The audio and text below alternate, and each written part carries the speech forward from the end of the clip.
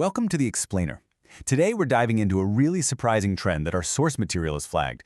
Retirees are starting to take on way more financial risk than ever before. And we're going to explore why that is and what our sources claim is a massive economic threat looming right behind it. Okay, so let's get right into the central puzzle here. For decades, the number one rule of investing has been pretty simple. As you get closer to retirement, you pull back on the risk to protect everything you've saved. But what's fascinating is that recent data shows more and more people are just throwing that rulebook out the window. The big question is, why? And check this out. The numbers really tell the story. According to Vanguard data from our source, investors who are in their early 60s now have 60% of their 401ks in stocks. Now that's actually a higher chunk than they had just 10 years ago. It might not seem like a huge chunk, but in the world of financial advice, it's a really significant move in the opposite direction of what's considered safe. So what's going on here? Well, our source materials suggest this isn't happening in a vacuum. It's actually a potent mix of things. First off, the biggest fear for a lot of retirees is simply outliving their savings. And at the same time, those historically safe investments, like bonds, they've been offering pretty pathetic returns, which makes the stock market look a lot more appealing.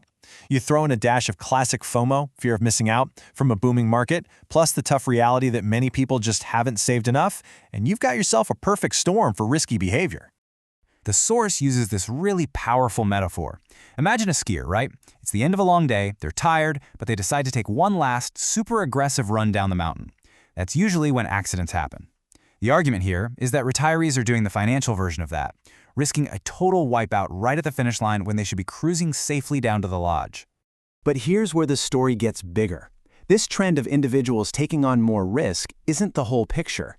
The source argues it's all happening against the backdrop of a much larger systemic threat, one they say connects directly back to pretty much everyone's savings. And wow, here is that threat in one giant number. Our source points to the U.S. national debt, which they put at a staggering $36 trillion. Honestly, it's a number so huge it's hard to even wrap your head around. But it is the absolute foundation of their entire argument. But it's not just the size of the number that the source points to, it's the speed. This is what's really kind of staggering. They point out that this debt didn't just grow, it absolutely exploded. It jumped from $24 trillion to $36 trillion. That's a 50% increase in just 4 years. They use this to argue that the problem isn't just big, it's accelerating and fast. So the crucial point they're making is this. A bill this big can't just be ignored forever. At some point, the payment comes due.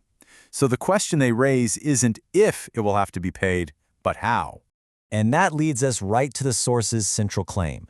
They argue that to pay down this colossal debt, the government is eventually going to need to find a whole lot of money. And where, they ask, is the single biggest pool of money in the country? They point right to the trillions of dollars sitting in Americans' tax-deferred retirement accounts, arguing this makes those IRAs and 401ks a prime target for future tax hikes. Okay, so you've got this potential double whammy, right? Market risk on one side and what they call future tax risk on the other.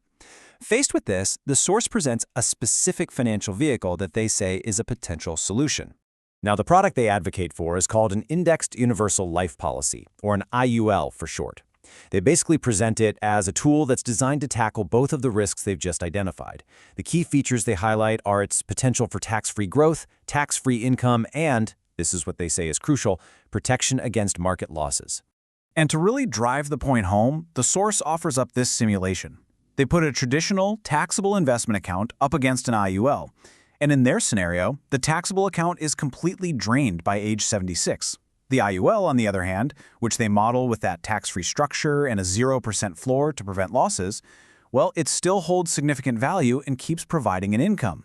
But all of this entire line of reasoning, from the market risk to the tax risk and their proposed solution, it all leads to one final kind of extreme question that somebody in the source material actually asks.